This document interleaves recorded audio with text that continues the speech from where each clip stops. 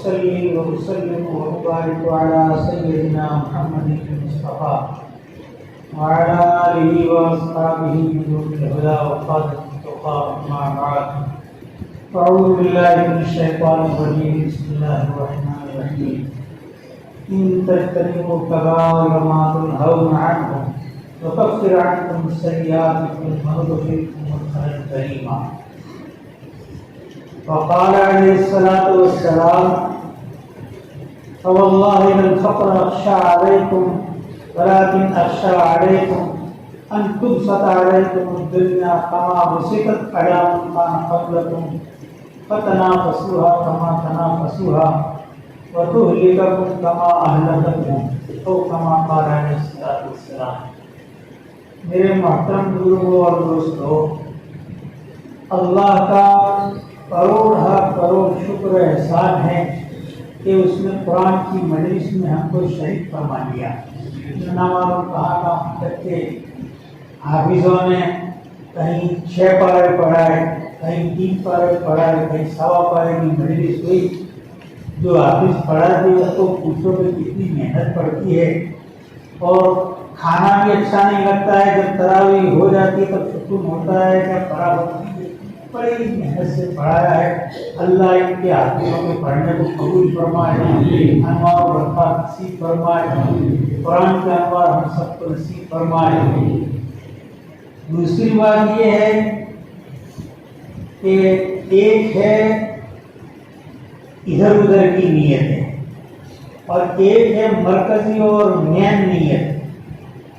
ابھی ہم لوگ جو کوئی کام کرتے ہیں ادھر ادھر کی نیت زیادہ کرتے ہیں، کیونکہ خیر غنیمت ہے، کچھ نیت نہ کریں اس سے تو ادھر ادھر کی نیت کرنا ہی بہتر ہے. گجراتی میں ایک کہاوت ہے کہ نام ہوا کرتا ہے پونا و مہار، ایسا ہے. اور ایک ہے مین اور مرکزی نیت. کبھی ہم اللہ والوں کی صحبت میں جاتے ہیں، جیسے یہ مجمع ہے، ایک اشراف پورا ہوا، اللہ والوں کے نام کہاں کیمپ ہے، روحانی امراض بہت پھیل گئے ہیں. میرے والد صاحب رحمۃ اللہ علیہ کا ایک ہی کیمپ ہوتا تھا، اور اللہ والے مختلف جگہ ہیں، اپنے اپنے کیمپ ڈالے ہوئے ہیں. جب مہلک امراض دنیا میں پھیل جاتے ہیں، جسمانی امراض میں کتنے ڈاکٹروں کو بلایا جاتا ہے، پمفلیٹ چھپائے جاتے ہیں، اور کتنا اہتمام. اس کا کوئی اہتمام نہیں، بہت کی دولت ملتی ہے، نہ کوئی فیس نہ کچھ نہیں. مشورے لینا ہے ہمارا کام. تو کیمپ لگائے ہوئے، اور ابھی اور بھی اللہ والوں کا کیمپ لگے گا. جائیں گے اللہ والوں کی صحبت میں، بعض لوگ گھر جائیں گے، بعض لوگ دیگر اللہ والوں کی صحبت میں جائیں گے. اللہ والوں کی صحبت میں جانا اس کا ایک اصل مقصد ہے.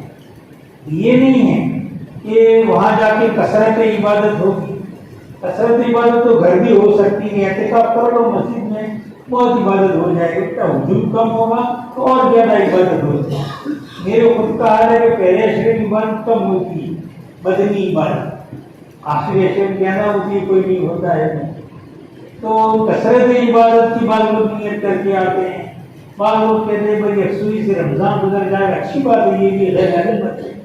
مین اور مرکزی نیت یہ ہے کہ ہم اللہ والوں کی صحبت میں جو جا رہے ہیں تو اس لیے جا رہے ہیں کہ ان کی صحبت اللہ والوں کی مل جائے. ہم کو وہ صحبت گھر بیٹھے نہیں مل سکتی، وہ صحبت ہم کو مل جائے، اس لیے ہم جا رہے ہیں.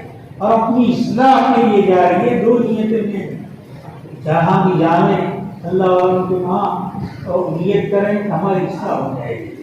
دوسرا یہ ہے کہ گھر جو دولت نہیں مل سکتی تھی صحبت، وہ اللہ والوں کی صحبت مل جائے گی. یہ نیت ہم کریں. تقریباً آج سے 33-38 سال پہلے یا 40 سال پہلے کا واقعہ رہا ہو. سہارنپور جانا ہوا. حضرت شیخ زکریا رحمۃ اللہ علیہ کے انتقال کے بعد کی بات ہے. حضرت شیخ یونس صاحب رحمۃ اللہ علیہ محدث کبیر، ان سے بیعت ہوئے. سہارنپور جانا ہوا. اس وقت ایک دھن تھی، تو مسجد میں بیٹھ جانا ہے، 10-15 بارے پڑھ دینے ہیں، تو تلاوتی کر دار قدیم میں حضرت کا قیام تھا. والد صاحب رحمۃ اللہ علیہ آئے دار قدیم میں. وہ دار جدید میں رہتے تھے، مذاہب میں 2 مسجدیں ہیں.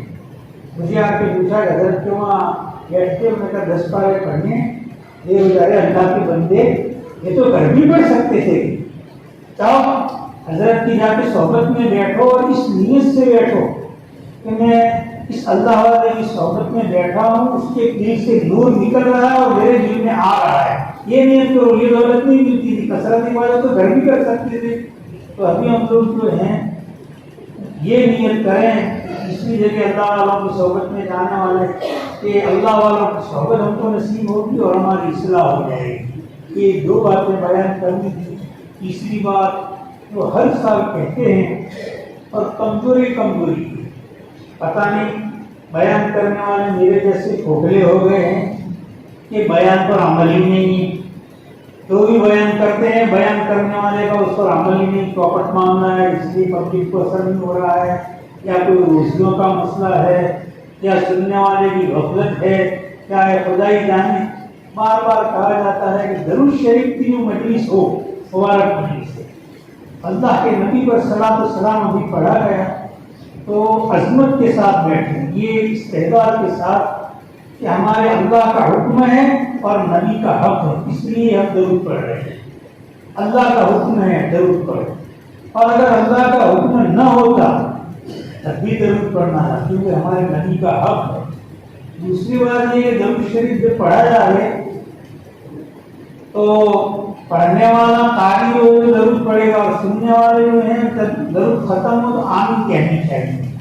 بظاہر تو کوئی آمین کہتا نہیں ہے, پتہ نہیں مونگی مہاراج کی طرح ایک دم آہستہ کہتے ہیں اور پتہ نہیں چلتا ہے, ورنہ کوئی کہتا نہیں. اس میں انکیت شاملیت نہ لائے, ذرا زور سے تھوڑا درود کہہ دے تو درود پڑھنے کے بعد میں اگر آمین کہی تو درود پڑھنے کا ثواب ملے گا, اور آمین نہیں کہی تو ثواب تو ملے گا لیکن شرکت مجلس کا ملے گا, درود پڑھنے کا ثواب نہیں ملے گا.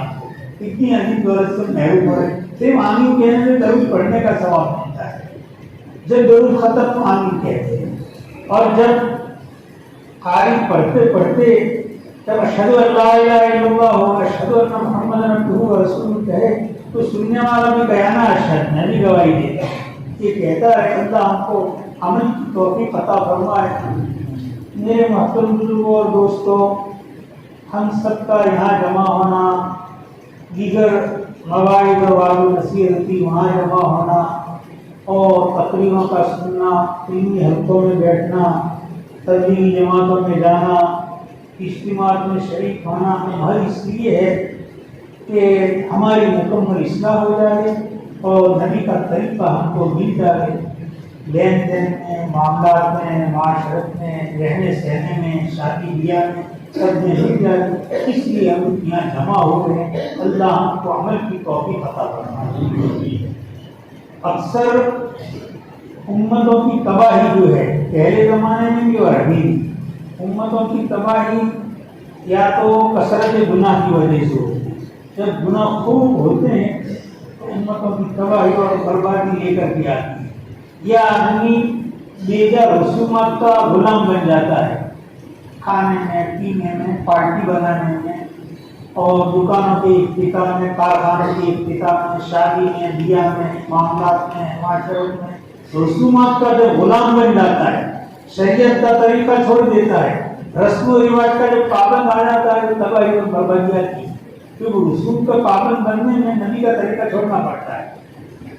اتنا دھبا ہے کہ رسم و رواج کی پابندی میں مخلوق کو خوش کرنے کے لیے سردار جہاں ناراض ہو جائے تو چلے گئے, اور دعویٰ ہے کہ ہم کو سچی محبت ہے. کون سی قسم کی محبت ہے؟ یہ عقیدے کی حد ہے کہ اللہ ہم کو عقل سلیم اور قلب سلیم عطا فرمائے. غور کریں کہ ہم عقل کے اندھے ہو گئے. یہ دعویٰ کر رہے ہیں نبی کے ہم غلام ہیں, نبی سے ہم کو محبت ہے, یہ ہے وہ ہے. رسومات میں, لین دین میں, شادی بیاہ میں, معاملات میں, معاشرت میں, نام قسم قسم کی افتتاح ادھاٹنوں میں اور دعوت میں چھپانے میں کیا ہے, سب نبی کے طریقے سے ہٹ کر کے ہو رہا ہے. آج میری دعوت نامے دیکھے تو ایک ایک دعوت نامہ نامہ سینکڑوں روپئے کا, اور ایسے ہزاروں دعوت نامے. اور تصور آیا کہ یہ دعوت نامہ اگر یہ نہ چھپاتا اور سادے کاغذ پر چھپا دیتا تو ہمارے میاں بھائی برادری کا یا باڑمیر ضلع میں غریب لوگوں کے 10 گھر میں تک خیر دعوت نامہ نہ چھپا نہ سادہ چھپا تھا. اور قیامت تک جب گھر میں رہتے ثواب کے ڈھیر لگ جاتے. سماج میں واہ واہ کرنے کے لیے اسراف اور فضول خرچی کی, فرشتوں کی وہاں پھٹے لکھوائے اور واہ واہ کرنے کے لیے گیا, لیکن ناکامی اور محرومی. اتنا عقل کا اندھا کہیں ہوگا کہ ایسے خرچ کیے اور ڈنڈے لکھوا دیے کہ آپ کو پھٹے مارنا آخرت ایسے میں بھی اپنی اللہ کو منی کا طریقہ. تو میرے محترم کو دوستوں بہت لمبی چوڑی بات نہیں کرنی ہے. بہت سے لوگوں کا صبر بھی ہے, ابھی راتوں رات اللہ وقت میں کوئی برکت دے دے. میں نے آیت کریمہ پڑھی ہے اور یہ حدیث پڑھی ہے, اس کی مناسبت سے تھوڑی سی بات ہے. تو مختصر انداز میں اتنے بیان ہوئے اور شاید ہر جگہ بیان میں ایک دو باتیں تو رٹ لی ہے, وہی کہہ کرتے کوئی فرق ہو رہا ہے نہیں ہو رہا ہے, شبہ ہو گیا ہے, عجیب شبہ ہو گیا ہے. قرآن پاک میں اللہ فرماتے ہیں ان تجتنبوا کبائر ما تنهون عنه نکفر عنکم سیئاتکم وندخلکم مدخلا کریما, کہ اگر تم ان بڑے گناہوں سے بچے جن سے تم کو روکا گیا ہے, ہم تمہارے چھوٹے گناہوں کو معاف کر دیں گے اور عزت کی جگہ میں داخل کر دیں گے. کیا خدا کی شان ہے کہ بڑے گناہوں سے اگر تم بچ گئے, جن سے اللہ رسول نے روکا ہے, ان بڑے گناہوں سے اگر بچ گئے تو خدا کی دین کیا ہوگی, سستا سودا ہے. دین کیا ہوگی کہ چھوٹے گناہ بغیر توبہ کے معاف ہو جائیں گے. چھوٹے گناہ تمہارے معاف کر دیں. اب بڑے تو بچ گیا تھا آدمی, اس سے تو پاک ہو گیا, اور چھوٹے گناہ بغیر توبہ کے معاف ہو گئے, بڑے گناہوں سے بچا تھا, مکمل پاک ہو گیا. اب جب مکمل پاک ہو گیا تو ندخلکم مدخلا کریما, عزت کی جگہ میں داخل کر دیں. کیونکہ عزت کی جگہ عزت والوں کے لیے, اور گناہوں سے پاک ہو گیا, عزت کی جگہ میں اللہ داخل کر دیں گے. اور عزت کی جگہ جنت, جنت میں اگر جانا ہے تو بڑے گناہوں سے بچنا پڑے گا. اور بڑے گناہ جو ہیں وہ کون سے, اس کے لیے لمبی بڑی تفصیل ہے. اللہ رسول نے جن کاموں سے منع فرمایا یا خدا کی لعنت پھٹکار اس پر آئی ہے, یا اللہ کی جن پر وعیدیں آئی ہیں, جن پر اللہ کی طرف سے حدود آئی ہے, جیسے زنا ہے, چوری ہے, ظلم ہے, جھوٹ ہے, غیبت ہے, لعنت اللہ علی الظالمین, لعنت اللہ علی الکاذبین, لعنت اللہ علی الخائنین. خیانت کرنے والوں پر خدا کی پھٹکار, جھوٹوں پر خدا کی پھٹکار.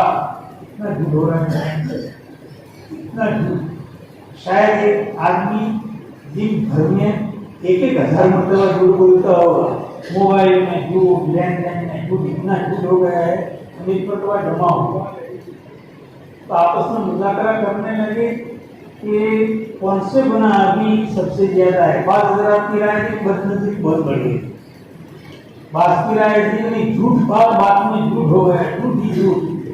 بعض کی رائے تھی کہ کنجوسی اور بخل بہت بڑھ گیا ہے. 99% آدمی بخیل ہو گئے, شاید سخاوت 1% ہی باقی ہے. اور احساس بھی نہیں ہم بخیل ہیں. یہ تو احساس ہوتا ہے زناکار کو, میں زناکار ہوں. خیانت کرنے والے کو کبھی کبھی احساس ہو جاتا ہے مجھ سے خیانت ہو گئی.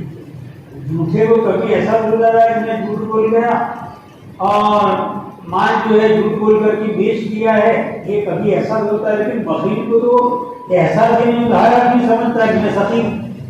تو کبھی وہ اپنا حساب کرتا ہی نہیں ہے کہ کتنا میں نے خرچ کیا. اور لوگ بھی ایسے ہیں کہ اگر کسی کو 500 روپئے دے دیے اور کروڑوں آدمی کو نہیں دیے, اس کی سخاوت کی تعریفیں کرنا شروع کر دیتے ہیں. سمجھ لو کہ آپ لوگ اسی کی حد ہے, تو وہ بھی سمجھتا ہے کہ میں بہت سخی ہوں. اپنا حساب لیتا ہے یہ کہ کتنے فیصد خرچ کیا. 5 لوگوں کو ملا, ماہ مبارک آ رہا ہے, مبارک مہینے میں آپ للہ خرچ کتنا کرتے ہیں. میں یہ سمجھا بہت لاکھوں روپے خرچ کرتے ہوں گے. تو وہ بتا نہیں رہے تھے, نہیں بہت خرچ کرتا ہوں. سب پوچھ رہے میں اتنا یار خرچ کرتے ہو, بہت کے خرچ کرتے ہیں, اتنا 10-12 لاکھ روپے. ان کی حیثیت کے مطابق میں نے سوال کیا, نہیں اتنے سارے 50,000. کروڑوں میں سے 50 روپئے 1000 روپئے کو کوئی نسبت ہی نہیں ہے. 1% بھی نہیں ہوا. وہ تو کہاں کنجوسی کی حد ہے, یہ تو 1% بھی نہیں ہوا. صدقہ خیرات اور للہ اس کی اتنی کمی ہو گئی ہے کہ ہر آدمی اپنا حساب دے تو ہر آدمی اپنے آپ کو کنجوس پائے گا۔ حضرت عمر رضی اللہ تعالیٰ عنہ کا فرمان ہے حاسبوا قبل ان تحاسبوا، کہ اپنا حساب لے لو قبل اس کے کہ تمہارا حساب قیامت کے لیے آئے۔ اپنا حساب تو کبھی لینا چاہیے کہ مجھ سے جھوٹ کتنا ہو رہا ہے، مجھ سے فریب کاری مختاری کتنی ہو رہی ہے، دنیا میں گناہ کتنے بڑھ گئے، حسد، کینہ، عداوت، بیاج خوری، سود بہت بڑھتے جا رہے ہیں۔ ابھی نئے نئے گناہ وجود میں آ رہے ہیں۔ دیوسی کہہ رہے دیوس بنا بہت عام ہو گیا ہے۔ کسی آدمی کو کوئی احساس نہیں ہے کہ میری بیٹی میری بہو اجنبی کے ساتھ کر رہی ہے، یہ کر رہی ہے، نہ کرنے والوں کے ساتھ باتیں کر رہی، اس کا کوئی احساس نہیں ہے۔ دیوس بنے گی، ارے دیوس پر جنت حرام ہے یا کوئی اور سود کتنی بڑھ گئی ہے۔ یہ گناہ پہلے نہیں تھے، ہمارا علاقہ پاک تھا، اس میں بھی یہ گناہ ہے۔ دیوس بنا کیا گیا ہے، سود آہستہ آہستہ آہستہ غیر محسوس طریقے سے آ رہی ہے۔ بیاج خوری اور سود میں تھوڑا اضافہ آ رہا ہے۔ بہت ہی بھیانک گناہ ہے سود، زنا سے بھی زیادہ خطرناک گناہ ہے، بہت خطرناک گناہ ہے۔ بعض حضرات نے لکھا ہے کہ اگر کوئی آدمی بے انتہا غریب ہے اور اس کے کھانے کے لیے کچھ نہیں ہے اور بیوی بچے بھوکے ہیں تو وقتی طور پر سوال کر سکتا ہے، بھیک مانگ سکتا ہے، بھیک مانگ سکتا ہے وقتی طور پر۔ حالانکہ بھیک مانگنا یہ بھی کبیرہ گناہ ہے، چھوٹا گناہ نہیں، کبیرہ گناہ ہے۔ اللہ کہہ رہا کیوں گیا، لیکن پھر بھی اجازت دے دے، بھیک مانگ سکتا ہے۔ لوگ لڑ گئے اور آپس میں اصلاح کرنے کے لیے جھوٹ بول سکتا ہے، اس کی اجازت ہے۔ سود کھانے کی کسی حال میں بھی اجازت ہے، بھیک مانگنے کی اجازت ہے، سود کھونے کی اجازت ہی نہیں ہے۔ اور ابھی سود بے دھڑک دے رہے، قسم کی تعمیریں کرتی۔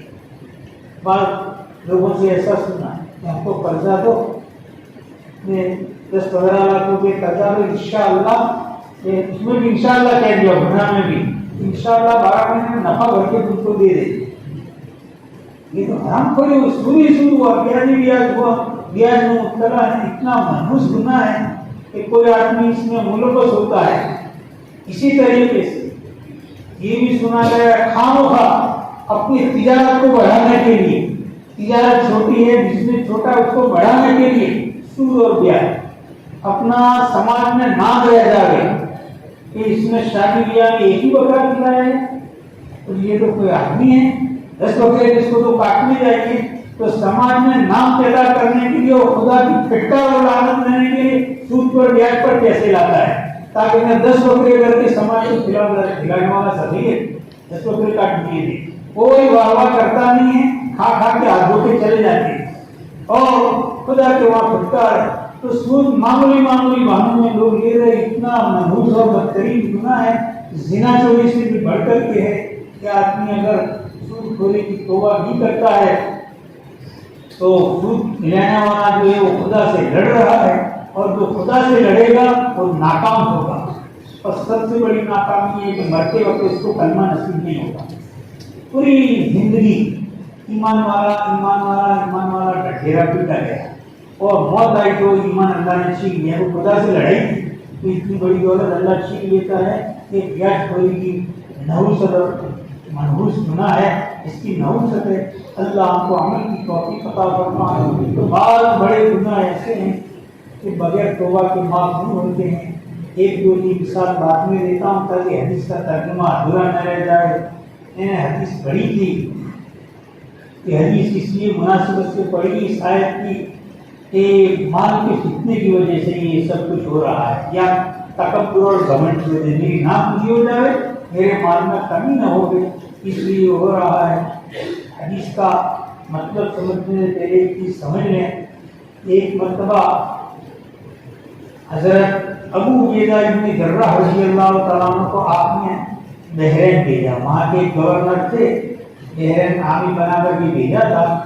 تو حضرت نبی صلی اللہ علیہ وسلم نے حضرت ابو عبیدہ ابن جراح رضی اللہ تعالیٰ عنہ کو فرمایا کہ جائے اور بحرین جا کر کے مال لے کر کے آ گئے۔ بحرین گئے اور مال لے کر کے مدینہ منورہ حاضر ہو گئے۔ انصار مدینہ کو پتہ چلا حضرت ابو عبیدہ کی جگہ بحرین سے مال لے کر کے آئے ہیں. غربت کا زمانہ تھا, پکڑو پاپا کا زمانہ تھا, زبردست پکڑو پاپا. پتہ چلا کہ مال آیا ہے, صبح سویرے جلدی آ گئے. آپ صلی اللہ علیہ وسلم کے ساتھ نماز پڑھی کہ آپ صلی اللہ علیہ وسلم کو بھی کچھ مال میں سے دیں گے.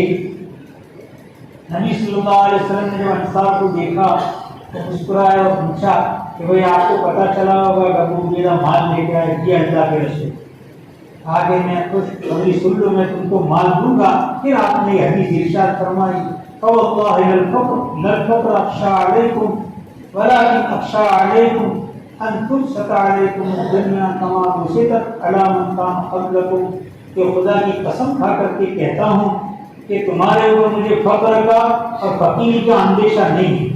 مجھے تمہارے اوپر یہ اندیشہ ہے کہ ایک زمانہ ایسا آئے گا کہ دنیا کی ریلا پیلی ہو جائے گی تمہارے اوپر, دنیا تمہارے اوپر پھیلائی جائے گی. سینکڑوں پتی ہزاروں پتی ہو جائے گا, ہزاروں پتی لکھوں پتی ہو جائے گا, لکھوں پتی کروڑوں پتی ہو جائے گا, اور کروڑوں پتی اربوں پتی ہو جائے گا. دنیا کی ایسی ریلا پیلی ہو جائے گی, ایسی پھیلائی جائے گی جیسے اگلی امتوں پر دنیا کی ریلا پیلی ہو گئی اور پھیلائی گئی تھی. فتنافسوها کما تنافسوها, اور اس دنیا کمانے میں تم بڑھ چڑھ کر کے حصہ لو گے جیسے اگلے لوگوں نے بڑھ چڑھ کر کے حصہ لیا. یہ لکھوں پتی ہو گیا ہے, اس نے کاروبار کیا, میں اس سے دنیا کمانے میں آگے بڑھ جاؤں, میں اس سے بھی دنیا کمانے میں آگے بڑھ جاؤں. یہ تمہارے اندر کمپٹیشن شروع ہو جائے گا, ایک دوسرے سے کمپٹیشن کرو گے. فتہلککم کما اہلکتہم, اور یہ چیز تم کو تباہ کر دے گی جیسے اگلے لوگوں کو تباہ کر دیا. ابھی یا تو تباہی گناہوں کی کثرت کی وجہ سے ہوتی ہے, اور گناہوں میں بھی گھوم پھر کر کے آئے گا تو مال کی وجہ سے یہ سب کچھ ہو رہا ہے. کوئی بھی ابھی دیکھ لیں گے سود خوری مال کی وجہ سے ہو رہی ہے, اور حقوق کے ہڑپ کرنا مال کی وجہ سے ہو رہی ہے. مال کی ریلا پیلی اس طرح بہت زیادہ بڑھ جائے, اپنی مالداری کیسے ہو جائے. زکات میں بھی قسم قسم کی یہ ہو رہی. ہر آدمی یہ چاہتا ہے کہ میری زکات گھوم پھر کر کے میرے پاس ہے. بہت تو سنا گیا ہے کہ فلاں آدمی نے اس سے قرضہ لیا تھا, فقہا کو پوچھو گے جائز کا فتویٰ ہے, چلو اس نے میرے پاس سے قرضہ لیا تھا, میرے ذمہ میں 10 لاکھ زکات واجب ہوتی ہے اور میرا قرضہ دیتا نہیں ہے, میں خود اس کو زکات دوں, مالک ہو جائے اور واپس مجھے دے دے, زکات ادا ہو گئی. فریضہ جو ہے اس کا ثابت ہو گیا, لیکن گھوم پھر کے مال اسی کے پاس آتا ہے تو زکات کا جو اصل مقصد تھا وہ بہت ہو جاتا ہے. زکات کا اصل مقصد غریب کی غربت کو دور کرنا ہے, مالدار کی مالداری کو برقرار نہیں رکھنا ہے. یہ تو مالدار کی مالداری برقرار رہی, غریب کی غربت تو دور ہی نہیں, گھوم پھر کے واپس آنا ہے. تو زکات ادا ہو گئی, یہ مفتی بھجوا بھی دے گا کہ جائز ہے, فریضہ بھی ادا ہو گیا, لیکن جو اصل مقصد تھا وہ بہت ہو جاتا ہے. بہرحال حدیث میں مال کی فتنے سے یہاں ڈرایا گیا ہے. فقیر یا علمی تو اتنا خطرناک ہونا نہیں ہے. آج سے میں خود اپنی بات کروں کہ 55-60 سال پہلے چلے جائے تو فقر ہی فقر تھا, کھانا نہیں تھا. بہت سی نچلی جاتی کی گرا گٹیاں بچا کچا کھانا, اگر ان کو اعلان کیا جائے کہ ہمارے وہاں کھانا کچا ہے, کٹورا لے کے آتے تھے, لیتے تھے, کھا لیتے تھے اور بنا کی زندگی گزارتے تھے. ابھی بہت کھانا ہے, بہت پیسہ ہے, لیکن ناشکری اتنی بڑی ہے کہ کوئی حد حساب نہیں. بڑی بڑی دولت تو اسی کے ساتھ محروم ہو گیا ہے. صبر محروم, اور قناعت عظیم دولت ہے, اس سے محروم, قناعت سے محروم, صبر سے محروم, شکر سے محروم.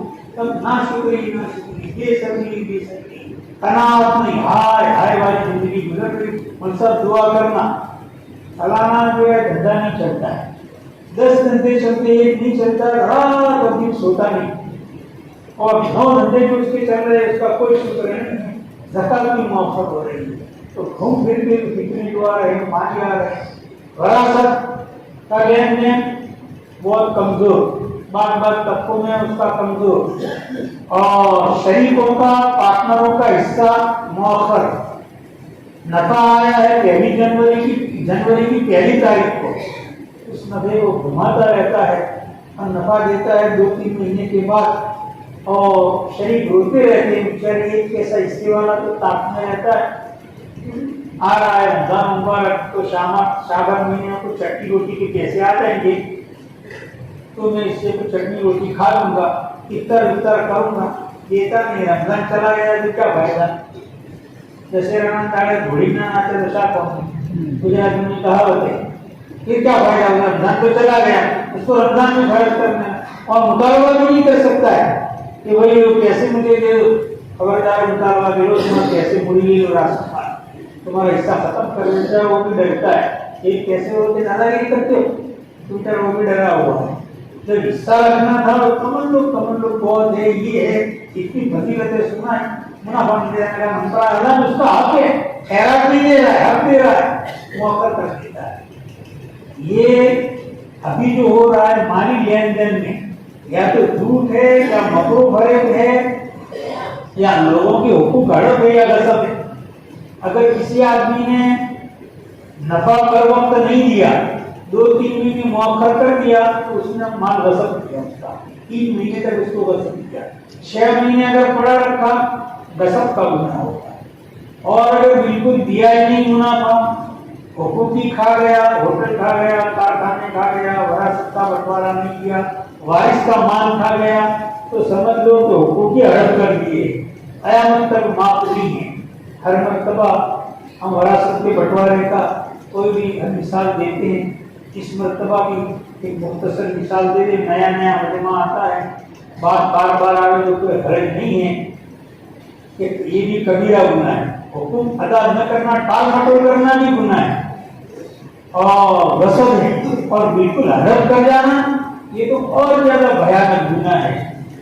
مثال کے طور پر ایک آدمی ہے، اس کا منافع تھا اور منافع آیا تھا زیادہ، اور 2 نمبر کے اس میں دفتر بنا دیے، چوپڑے بنا دیے، اور حساب پوچھا، اس کو بتا دیا کہ دیکھو منافع تو ہر مہینے میں اتنا ہی آیا ہے، منافع آیا لاکھ ہو گئے، حساب 50,000 کا بتا دیا، اور اس کو منافع 50,000 کا کیا، 50,000 ہڑپ کر لیے، وہاں اپنی حرام کے بیٹا بتا رہا ہے، شریک کے ساتھ تاخیر کی تو سب کا گناہ، نہیں دیا تو ہڑپ کا گناہ۔ اسی طریقے سے وارثین کو وراثت کا بٹوارا نہیں دیا، ہڑپ کا گناہ ہوگا۔ گزشتہ سال کی یہ بات بیان کی تھی، ضمناً ابھی یہ بات پھر بیان کر دے تاکہ نئے ساتھی آئے ہیں تو وہ سن بھی لیں اور عمل بھی کریں۔ بھائی عمل کرو بھی، مثال دیتے ہیں غلط بات پر، اس پر بہت عمل کرنے کی ضرورت ہے۔ فضائل کی باتیں تو بہت ہو رہی ہیں، ابھی ہم لوگوں کی عادت کیسی ہو گئی ہے کہ کوئی آدمی عشرے کے خانقاہ میں نہیں آیا، یار بھائی یہاں قریب میں ہے اور خانقاہ میں نہیں آیا، ایک دن بھی نہیں لگایا، اس کے پیچھے پڑ جاتے ہیں۔ اور اگر کوئی آدمی تعلیم ہو رہی تھی اور نہیں بیٹھا گیا، تعلیم میں کیا مر جاتا، 10 منٹ نہیں بیٹھا، گشت کے عمل میں نہیں جڑا، آپ اس کی قیامت امان والحدیث اس کے پیچھے پڑ جاتے ہیں، غیبت کر کے اپنے عاقبت برباد کر دے رہے۔ بھائی مباح کام ہو گئے، اگر خانقاہ میں نہیں آیا، تعلیم میں نہیں بیٹھا، گشت میں نہیں جڑا تو ایک مباح اور اولا کام میں نہیں بیٹھا ہے، لیکن تم اس کی غیبت کر کے عاقبت برباد کر رہے ہو۔ تم اتنا عقل کا اندازہ ہے، وہ اگر نہیں بیٹھا آخرت میں کوئی کچھ نہیں، اور تم نے اس کی غیبت کی، نہیں بیٹھا ہے، گاؤں میں اس کی عزت گرا دی گیا، وہ سربراہ آدمی ہے، گشت ہوتا ہے جڑتا نہیں ہے، خانقاہ میں لوگ کہا تھا دور سے آتے ہو، وہ بیان میں بھی ٹکرا تھا، بہت نالائق آدمی، ایسا ہے ویسا ہے، اس کی بے عزتی کر دی، اپنی عاقبت برباد کر دی اور اس کو نیکیاں دے دی۔ تو ابھی ہم کیا ہے، نقلی کام کوئی نہ کرتا ہو تو پیچھے پڑ جاتا ہے، فرائض میں کوتاہی ہو رہی ہو اور حرام کا کام کوئی کرتا ہو کچھ نہیں ہوتا ہے، پڑوسیوں کو کوئی ستاتا ہو حرام ہے، کوئی آواز نہیں اٹھاتا ہے۔ جیسے ہمارے مسجد میں امام صاحب نے 2 رکعت پر حرام پھیر دیا، الحمدللہ سب بولے ہوئے 2 رکعت ہوئی ہے، 2 رکعت ہوئی ہے، ایسے چلائے تھے۔ لیکن اگر کوئی پڑوسی کو ذرا گاؤں چلاتا ہے، یار کیا کہنا کہ سب پھیرا ہے، امام بھی سب پھیرے ہوتے ہیں، بس تو کیوں چلائے تھے؟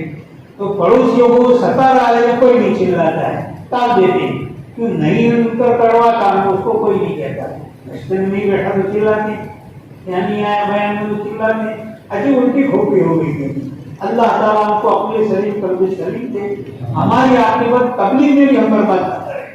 سب نے طریقہ نبی کا ہوگا تو کامیاب۔ اگر کوئی خانقاہ میں آیا، تبلیغ میں گیا، کہیں اور جگہ گیا، کھلایا پلایا، طریقہ نبی کا اپنایا تو وہ عبادت بنے گی، طریقہ نبی کا نہیں اپنایا وہ عبادت نہیں۔ اتنے بھی کوئی ہر سال اشرا لگا دے خانقاہ میں، کوئی چیلوں پر چیلے لگا دے، 4 مہینوں پر 4 مہینے لگا دے، کوئی ایک کیا نہ آخری دن کی افطار لگا دے سب کو، لیکن پیسے دینے میں کھلانے میں اگر طریقہ نبی کا نہیں ہے تو عبادت نہیں کرے۔ عبادت کے لیے پیدا ہو، عبادت کہتے ہی اس کو کہ طریقہ نبی کا ہو۔ مثال کے طور پر ابھی عشاء کی نماز ہوئی تھی، نماز جانا کی نماز عید کا شکر، لیکن بجائے 4 کے 2 رکعت ہو گئی، عشاء کا فریضہ ثابت نہیں ہوگا، تو 2 پڑھی۔ نبی نے 4 کا کیوں؟ کون سے دخل گیری کرنے والے ہو، طریقہ نبی کا نہیں اپنایا ہے۔ ایک مرتبہ ایک قافلہ اللہ کے پل کو بالا کرنے کے لیے گیا، اللہ کے پل کو بالا کر بہت اونچی عبادت ہے، اپنی گردن کٹوانے کے لیے گیا، ایک جگہ پر پڑاؤ ڈالا اور اسے سننے کی بات ہے نبی کے طریقے کا کیا پاور ہے۔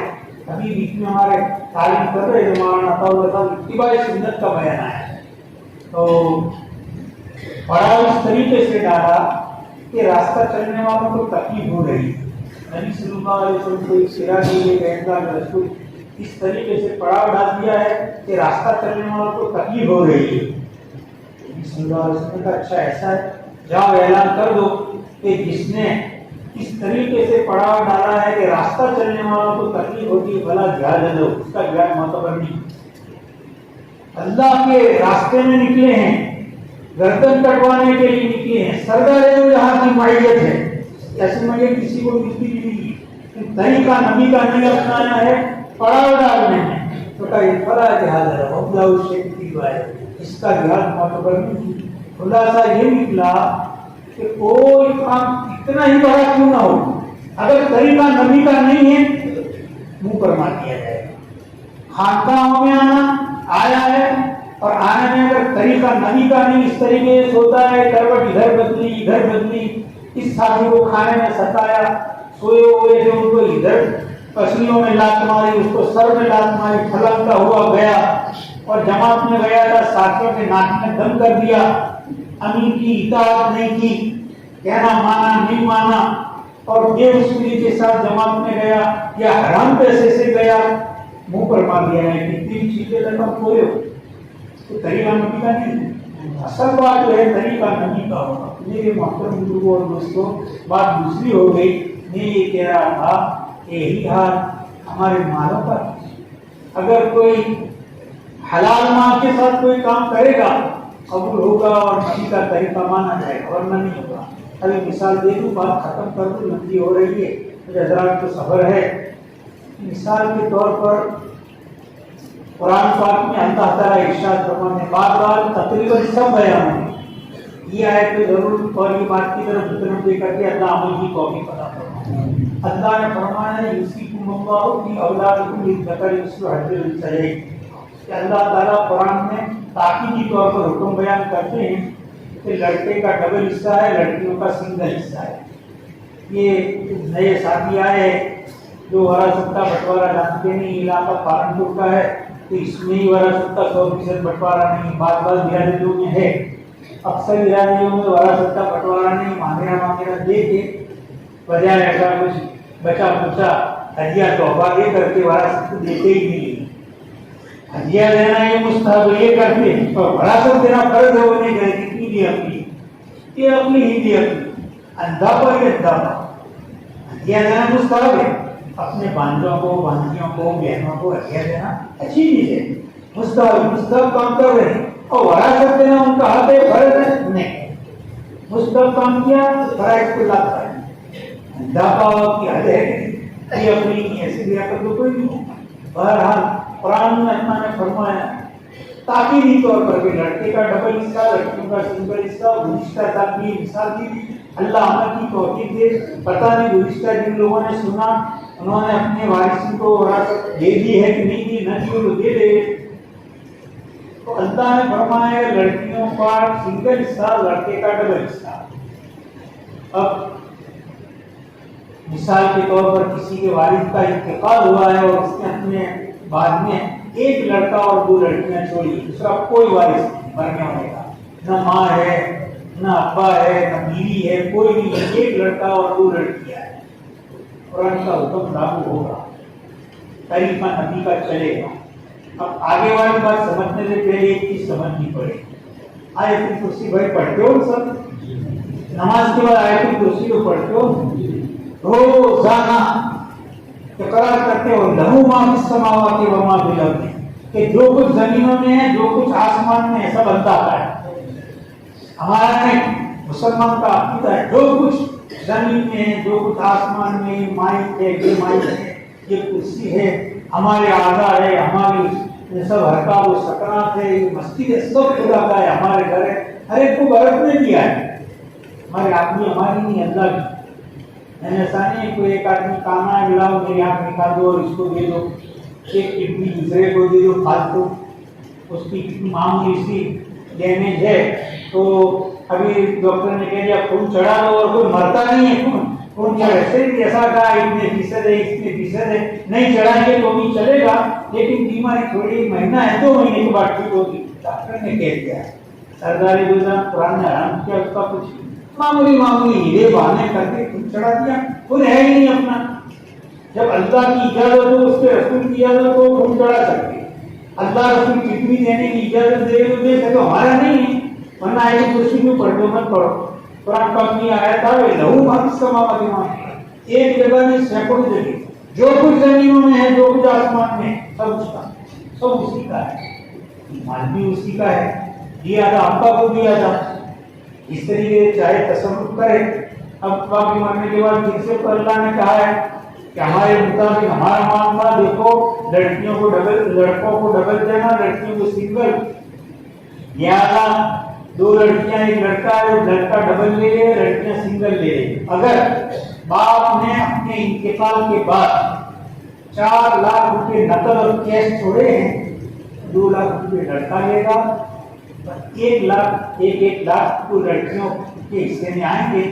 بھائی نے اگر اپنی بہنوں کے 1 لاکھ روپے دے دیے اور 2 لاکھ اپنے پاس رکھے، الحمدللہ حرام کا پیسہ آیا، اس سے ولیمہ کرے گا، شادی بیاہ میں کھانا کھلائے گا، افطاری لوگوں کو کرا دے گا، عمرے کرے گا، حج کرے گا، چلے لگائے گا، 4 مہینے لگائے گا، اللہ والوں کی صحبت میں جائے گا، سب قبول ہوں گے۔ اور اگر 4 لاکھ روپے اپنے پاس رکھے، بہنوں کو کچھ نہیں دیا، ادھر آئے تو کبھی عید کے دن ہدیہ دے دیا، بقرعید کے دن کلو گوشت دے دیا، اور بچا بجایا کہتے ہیں ایسا دے دیا، تو 50% حرام کا مال آیا۔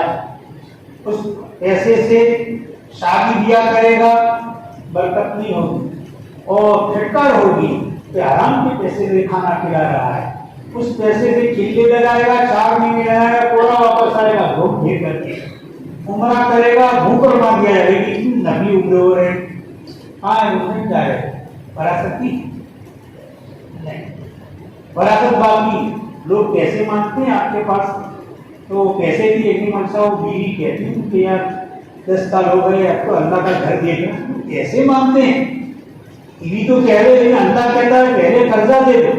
ہمارے والد صاحب ممبئی گئے، بڑے پوری اچھے کالج کی ہوئی، انہوں نے خود نے قصہ بتایا، بڑے حضرت آئے مجھے کہا کہ بھائی آپ کے اوپر کوئی قرضہ ہے؟ کہ حضرت قرضہ ہے۔ اچھا قرضہ دیکھو کہ آپ سے میری وصیت ہے کہ آپ سے ہمارا ہدیہ بھی بن، صدقہ بھی بن، خیرات بھی بن، مدرسوں میں چندہ بھی بن، اپنا قرضہ ادا کرو پہلے۔ تو کہتے مزے لے لے کے بیان کر رہے تھے، اس زمانے میں آج سے 23-24 سال پہلے 3 لاکھ قرضہ تھا، میں نے قرضہ ادا کیا، تو یہ فرض ہے، یہ فریضہ ادا کرو۔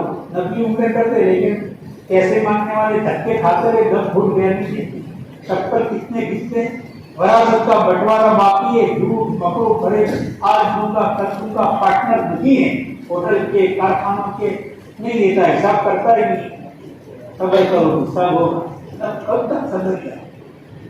ہمارے پارلیمنٹ نے صبر ہی کرو۔ میرے محترم بزرگوں اور دوستوں، یہ حرام کا مال آیا اللہ ہم کو اپنے سلیم قلب سلیم عطا فرمائے، اور مال کا جو اتنا ہے ریلا کے لیے ہو گئی، الحمدللہ مال اچھی چیز ہے، اگر خدا اور رسول کے حکم کے مطابق خرچ کیا جائے، اس کی مرضی کے خلاف خرچ کریں گے تو وبال ہو جائے گا۔ ایک ہی مثال بھی ہے، بات خامخواہ لمبی ہو رہی ہے، خانقاہوں میں، تبلیغ میں، مواعظ میں، وعظ و نصیحت کی مجلسوں میں شرکت کا سبب ہی یہی ہے کہ ہم سارے کبیرہ صغیرہ گناہوں سے پاک ہو جائے۔ اسی کا نام اصلاح ہے، اسی کا نام اصلاح ہے، صغیرہ کبیرہ گناہ پاک ہو جائے۔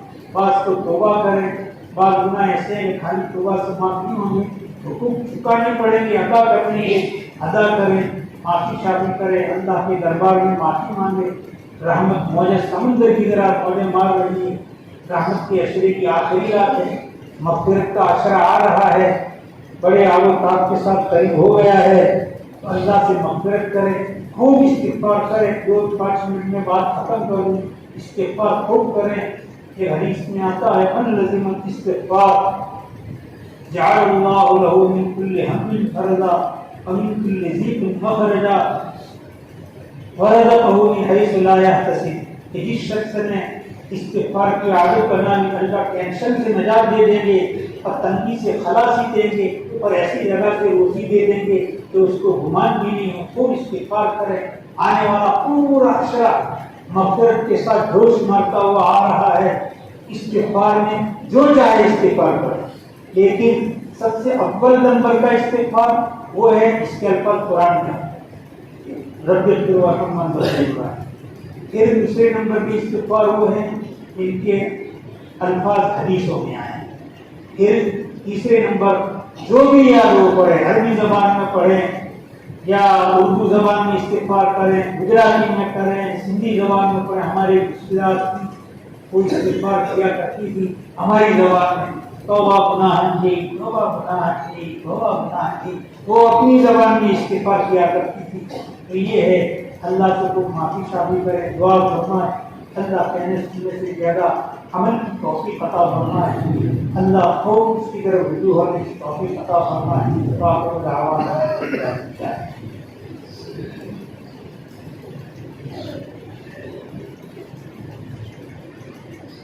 ویڈیو کے نیچے سبسکرائب کے بٹن پہ کلک کریں، بیل کے آئیکن پہ کلک کیجئے تاکہ ہر نئی ویڈیو کی نوٹیفیکیشن آپ کو مل جائے۔